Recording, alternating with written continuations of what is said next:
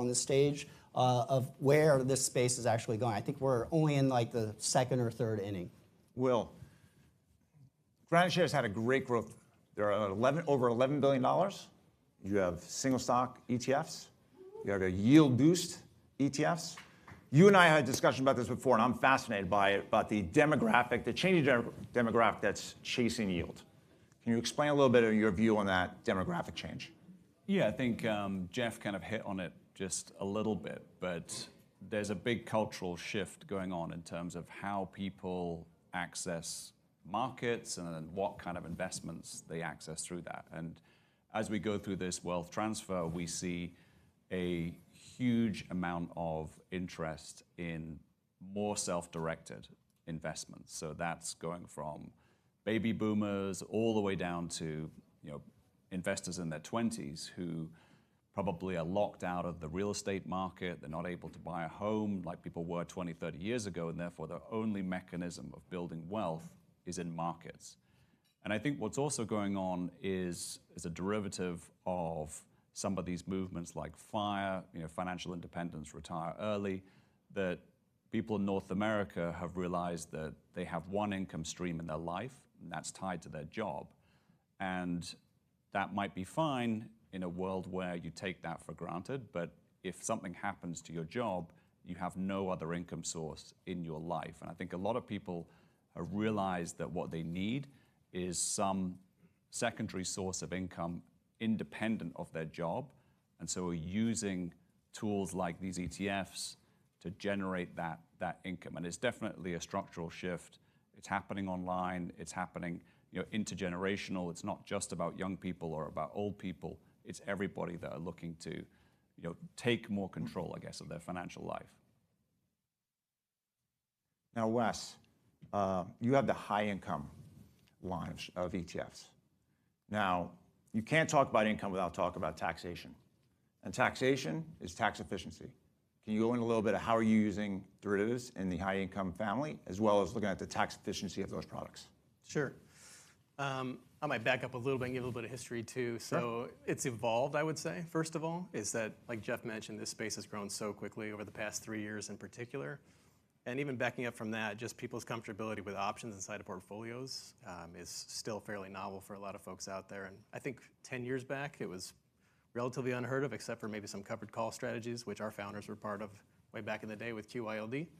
But more recently, just helping people understand what the payoff structures look like, whether that's buffers or levered or income plays. It's really more recent term that we've seen people get really comfortable with how these options can benefit a portfolio holder. In terms of income specifically, though, we're running basically a covered call strategy that's modified to prioritize total return, tax benefits, looking at principal retention as much as possible. And so it's really trying to balance all those different factors into a way that resonates with people and gives them a high enough level of distributions and income that they're comfortable with while still preserving what they have. From a tax standpoint, that's something that's come up a ton. Almost every single major investor, family office, individual, their concern is often on taxation. And so what we do is a few different things. When possible, we try to use 1256 contracts, so broad market indices. So NASDAQ, we have the QQQI. We're using 1256 to get that 60-40 preferential long-term tax treatment on the 60%, 40 on the short. We also are trying to be mindful of how we make distributions.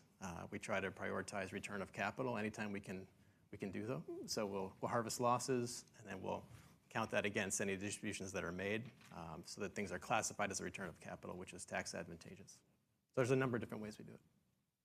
Well, you and I were talking before about some kind of the misconceptions on the tax side. You want to elaborate a little bit of your thoughts? Wes was talking a little bit about it, but I figured that you'd a little elaborate on it. Yeah, I think with some of these funds, you're talking about yields that in some cases can be over 100% per annum, which is a huge number relative to some of the fixed income conversations that we've had this morning.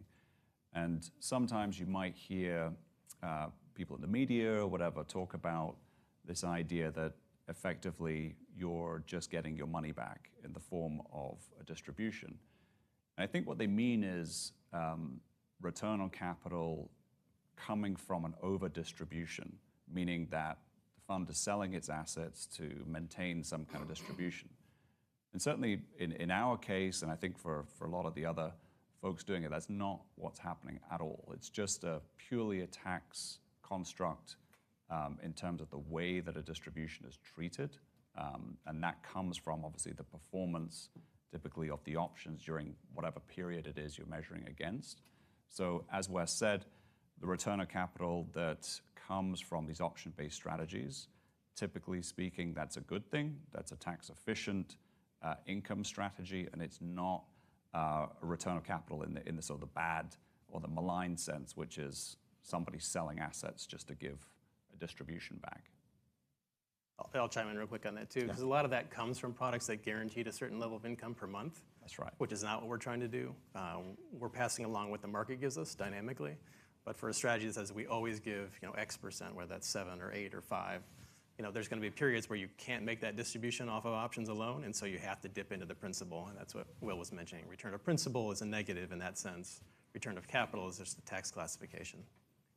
I would say this, though. As a recovering CPA, I would give you a word of caution. And by the way, this does not constitute tax advice, so please consult your tax. I almost started it like that. Yeah. I think a lot of the return of capital is also a nuanced conversation. There are situations where, if I give you return of capital, I only harvest the positions that are losses to meet income needs. Then you'll notice that the fund actually just starts to have all the unrealized gain, right? Meaning, think about it, if you got rid of all the loss positions, all you have are gain positions left. And what ends up happening is if the first person that redeems obviously will get the benefit of the rock, but what's left over in the fund? All your unrealized, right? And when those redeem, creates EMP, which then converts the next person's distribution to ordinary. So it's almost like don't be the last guy out in the fund in a rock situation. And so that's my point is as an accountant, when you look at it as a registered investment company, you do want to have a word of caution on how much unrealized gain is within the fund, and don't be the last guy out. Given that there's going to be that unrealized through redemption, your distributions will be recharacterized to ordinary in those cases. And by the way, I guarantee you 99% of the people that have not done fund accounting probably doesn't know this. It's just something to also pay attention to. So although we're looking at income strategies and derivatives, as an engineer at background, I love the financial engineering of having derivatives in a strategy. So Jeff, Vest is $50 billion right now. You're running strategy. 55, but what's $5 billion between? What's $5 billion between friends? You're running derivatives in ETFs. To name a few wrappers, ETFs, mutual funds, UITs. Yeah, mutual funds. Now, looking at your target outcome, can you explain a little bit of the growth side, the income side, as well as the buffer side? Because I think I want to expand this a little bit to look at the buffer side and how derivatives are being used outside of the income, even though we're talking about income. Yeah, I mean, even in the buffers, I think it's actually not too different than what you would see in the income side in the sense that we're selling some upside, but instead of giving you that yield, we're buying protection with that premium, right? So it's kind of a similar still concept that you're giving up upside. Now, the kind of thought process on why we've seen, in fact, I think Cerulli Associates did a research that most financial advisors, investment professionals, their clients are looking for two things: downside protection and income generation. Those are the two biggest reasons. And unless you were managing money 40 years ago, you had not managed money during inflation. Think about that for a moment. Meaning most people in this room perhaps were not managing money when they experienced inflation. And what happened in 2022? Right? When we actually experienced inflation. Stocks and bonds both went down, and the question becomes is what in your client's portfolio would have saved them when stocks and bonds both went down? You could have mixed your 60-40 any way you wanted. You were down. You were like Tom Brady choosing between alimony and child support while taking your kids to jiu-jitsu practice. Go on, you guys didn't get that? Come on, guys, that's my best stuff, right? But the idea is what I always say, why not just hedge? Because correlation is not constant, right? The negative correlation between stocks and bonds is unstable. Why not just hedge? Because the great thing about hedging is if you buy S&P and you buy an S&P put, it's perfectly negatively correlated to S&P. It's like buying insurance, right? And the reason why derivative income and downside protection, all of these have not been implemented because they actually asked, why don't you trade options in your portfolio? Most advisors, by the way, the two biggest reasons, it's not what you think. The number one reason was compliance. The compliance burden associated with trading options. Number two, Scalability. Why? Because any of our funds, as far as, imagine if you had to write a cover call for every single one of your clients, you would be doing nothing except what? Writing cover calls, right? Think about the scalability, because by putting it inside an ETF or a fund for that matter, we trade that option for you, right? We are averaging, just in our firm, about 250,000 option contracts a day. On the third Friday, over 1 million. Like, there's no way a human can do that, right? We've built last 13 years systems and processes in place where we press a button, 250,000 option contracts trade in 1 day in my shop. Because a human can't do that. And unless an individual wants to code that system, they're not going to be able to have those benefits. Well, I'd like you to explain a little bit on the yield boost products, because those yields, as you mentioned before, are pretty high and attractive. So can you explain a little bit of how you're using derivatives to achieve that yield? Yeah, sure. So we have a range of funds that are a riff off of the covered call. And again, I think the theme you're going to get out of all of this is that I think the best expression of ETF ideas, it's not necessarily anything new.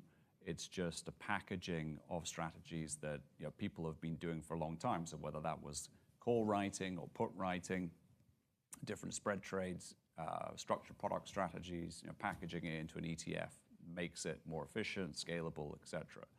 And so with our yield boost ETFs, these are ETFs that execute a put spread strategy. So we're selling put options to generate yield and then simultaneously buying put options to offer some downside protection. So it's a different twist on a high income strategy. There's a weekly payment that's made to investors, and because those underlyings, at least the single underlyings, are very, very popular and very volatile, you can generate yields of 100, 150% in some cases. So it's a very different type of investment, gets a huge amount of interest from investors. And like I said, the strategy around that is a put spread strategy that aims to give high yields but offer some downside protection as well. Now, I love always to talk about a panel, talk about innovation. I do believe this product of adding derivatives into a portfolio is innovative. It's been around for a while, but having the access into ETFs is an innovative product to give access, democratize the product itself. Where do you see what products you're bringing out? Where do you see we going from here? I'll leave it to Jeff. You want to start? Where are we seeing? So I don't from our target income perspective, we've seen a lot of we've done fixed income target income. So we started writing cover calls on fixed income. So as an example, taking HYG and covering about 20%, and then giving a 5% yield booster. Because most people don't buy high yield for capital appreciation. You're buying it for what? Income, right? So imagine if you get 80% of the upside plus a double-digit yield just by writing cover calls. By the way, anybody could do that, right? You could buy HYG in your own brokerage account and write a cover call on 20% of it every Friday. But do you really want to do that? Right? It's inside, by having the ETF, you can actually yield boost those items. But before I jump in, I think it's important to understand. So I've been doing cover call strategies for 20 years. I started when I was 5. But the thing is that you have to remember that what is the most important thing, even if you invest in any one of our ETFs or not, the most important thing in cover call strategy is actually the underlying, the stock basket, what is underneath. That's going to drive the majority of the return. So if you ever are considering a fund in this space, the first thing is ask you, would you own the underlying without the call? That's the first aspect, right? Do you want to own the stock basket? Number 2 is, and here's the word of caution, is never cover the entire portfolio. Why is that? Because when the market whipsaws, you get run over. This is the Achilles heel of cover call writing. Because if you notice, every single strategy, every single fund during COVID, when the market went down 37% and it whipped back up, capped out, because think about it, if it went down 37, came back up, you would have gotten nothing.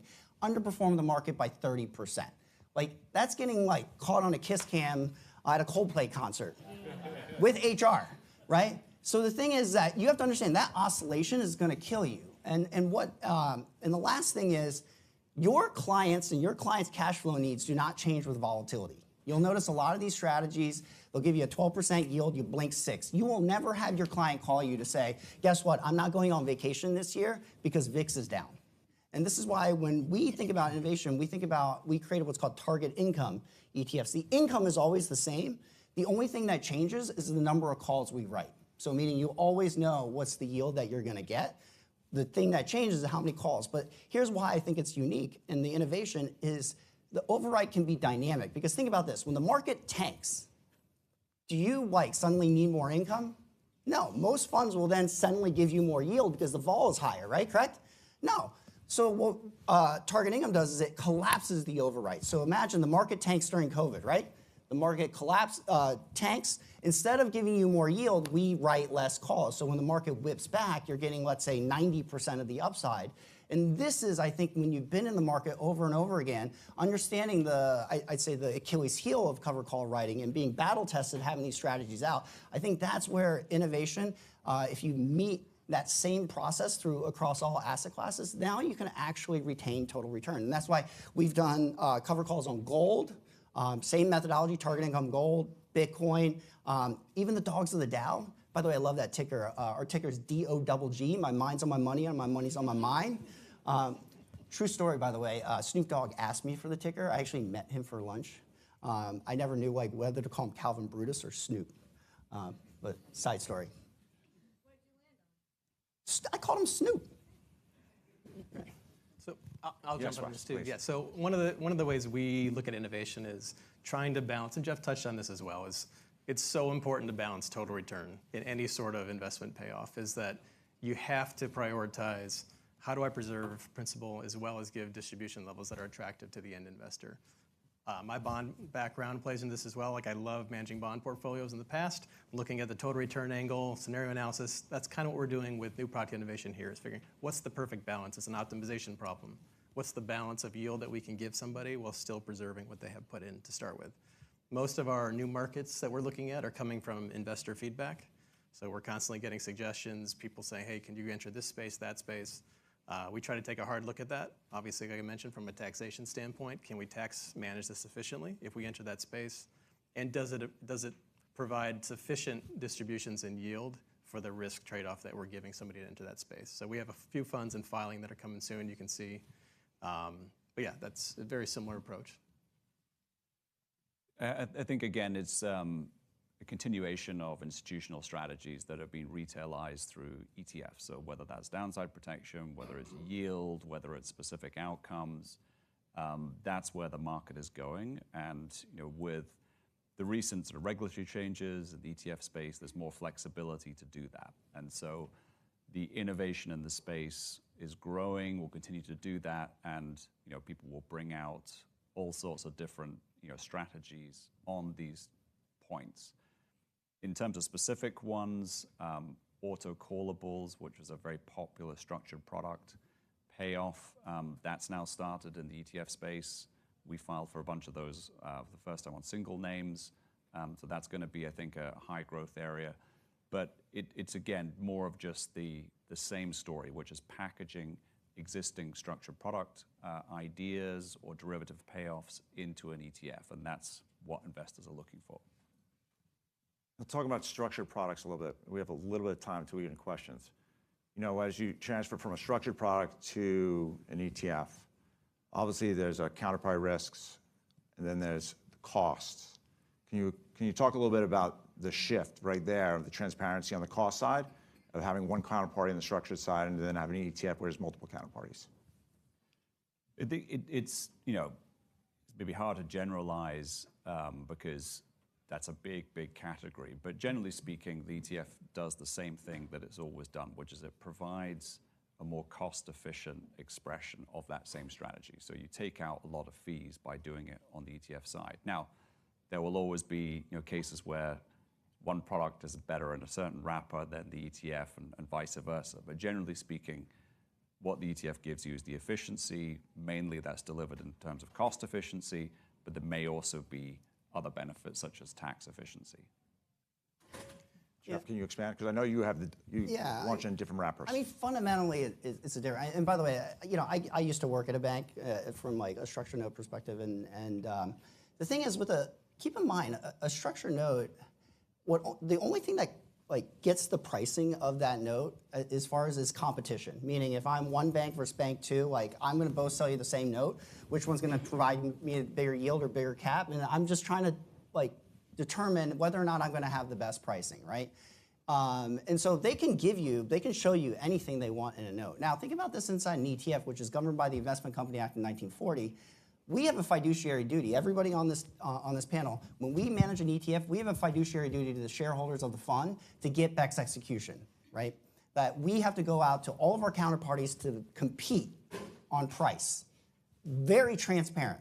Whereas, in a note, as far as it's just hey, are you shopping this around? Are you going to other banks or so on and so forth? That's essentially what's keeping that price up. But in this case, as far as execution inside the ETF, our competition that we are forcing our counterparties to take is what's pushing that upwards. Now, I would say from an economic perspective, because a note has credit, there terms can be better, especially when you go further out. Because you imagine 5-year note has 5 years worth of credit spread versus a 1-year note. If I only have 1 year's of credit spread, maybe the pricing gets a little better.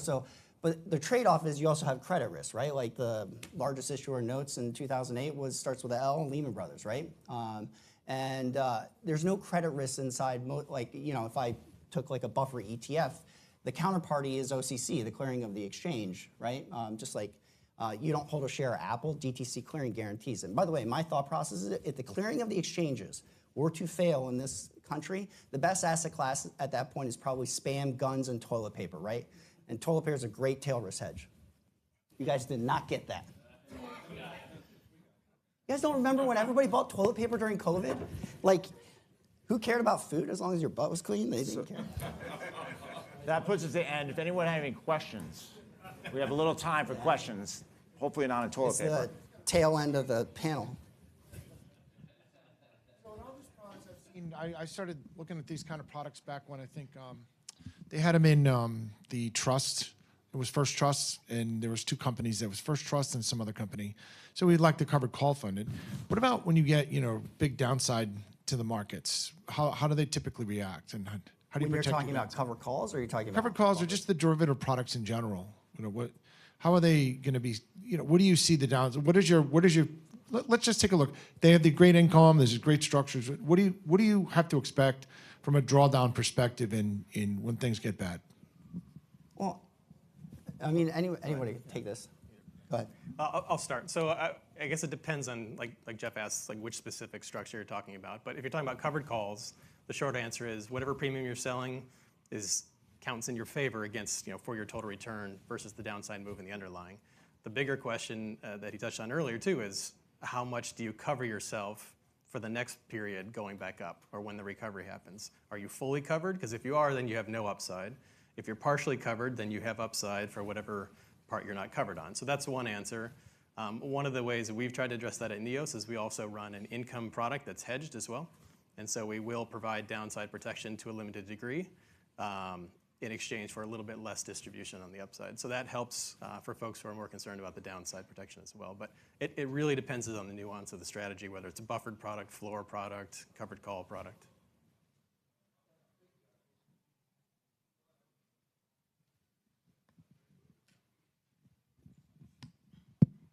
Could you guys discuss some of the actual mechanics of reducing or mitigating the tax impact on some of these things, or how you think about that as you're developing the products?